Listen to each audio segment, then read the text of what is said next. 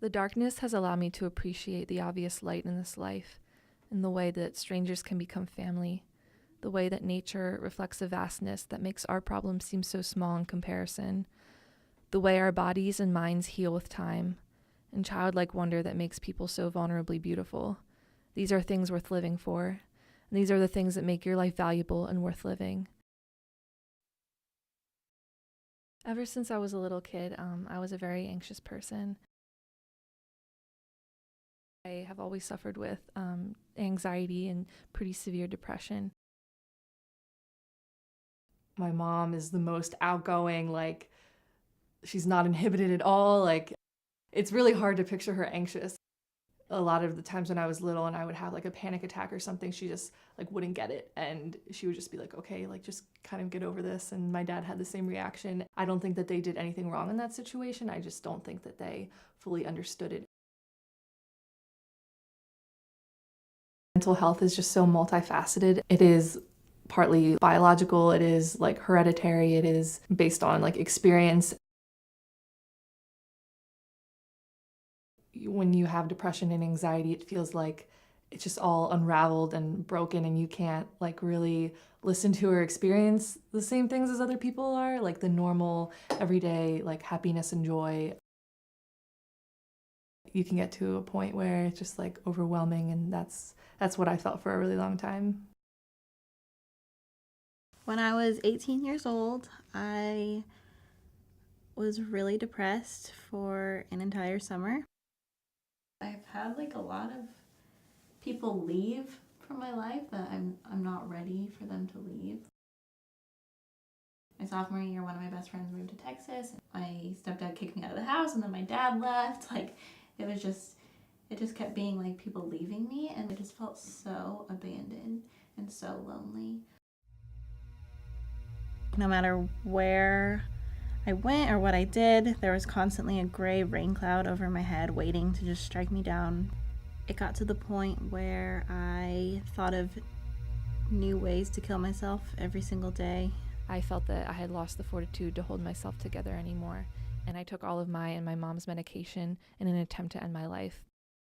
You idealize the moment. You think like, oh, this would be so great if I just like wasn't here anymore. What's wrong with me? Like, why do I get in this situation? My heart is racing. I just kind of like shut down. You just sink into that state in your mind, and there's nothing you can do about it. You try to just build up more strength, but it keeps knocking you down, and you just get weaker and weaker and weaker, and finally you just give up.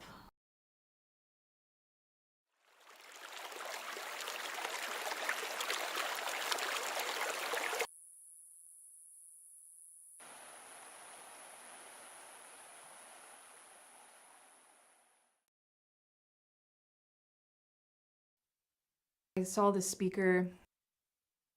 He had jumped off a bridge, but he said like as soon as he jumped that he like regretted his decision, and he was just like, it was just kind of like a flashback of his life.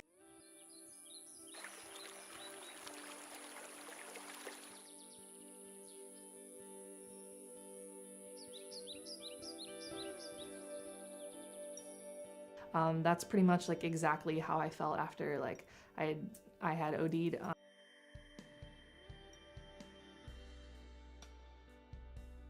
I honestly can say I don't really think about it now. Like, I don't really have days where where I've been like, I want to die. It's just not something that is my reality right now.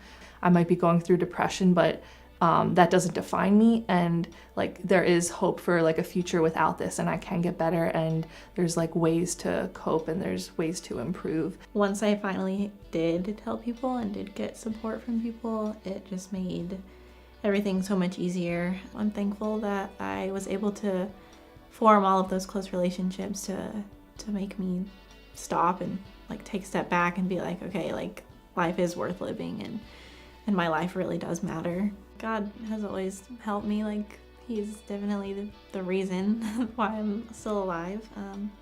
I felt that he was sending me like those lightning storms when I was really depressed, and just like showing me like, hey, I'm beautiful. Like, you should continue and explore my beauty. I don't think I could be where I am right now had it not been for faith and had it not been for the people who encouraged me. I don't know if what I believe in is correct. I see truth in other religions and I see beauty in other religions, but maybe I'm here for and that night it didn't end because I'm supposed to be here.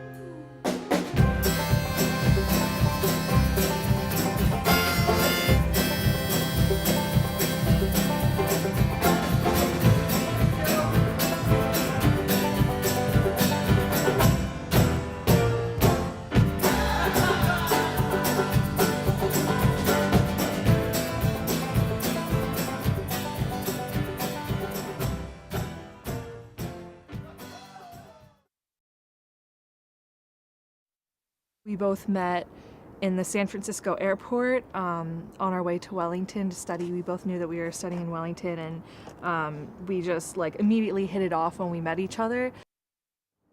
When we got to New Zealand in general, we were both in different orientation programs, so we were split up for about a week. I arrived in Wellington in the international housing.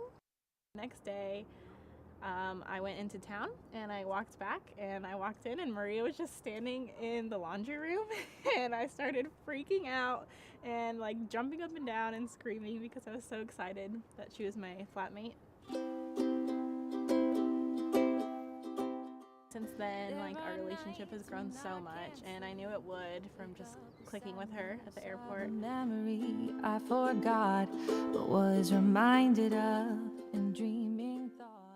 The first thing we connected on was our faith, because I saw her cross necklace. It's amazing that I found a friend who is a Christian and also who knows my story and can relate to it. It's just really comforting to know that something that's so meaningful to you, that someone else can share that with you.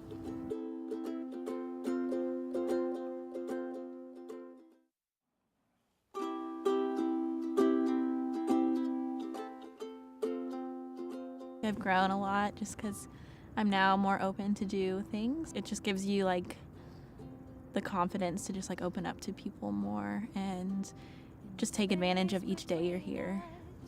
Being here, I've had to be decisive and I've had to be confident in my decisions, and you're meeting people, new people every day, and so it's been challenging but also been such a time of growth for me, in making friends and learning more about myself.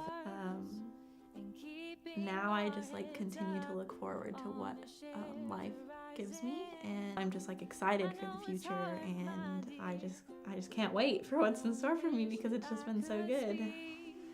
Into our souls' words for when we're weak, but for now be calm in the promise of Music is definitely a way tomorrow. that I've learned to cope, and I've learned to just be confident in myself.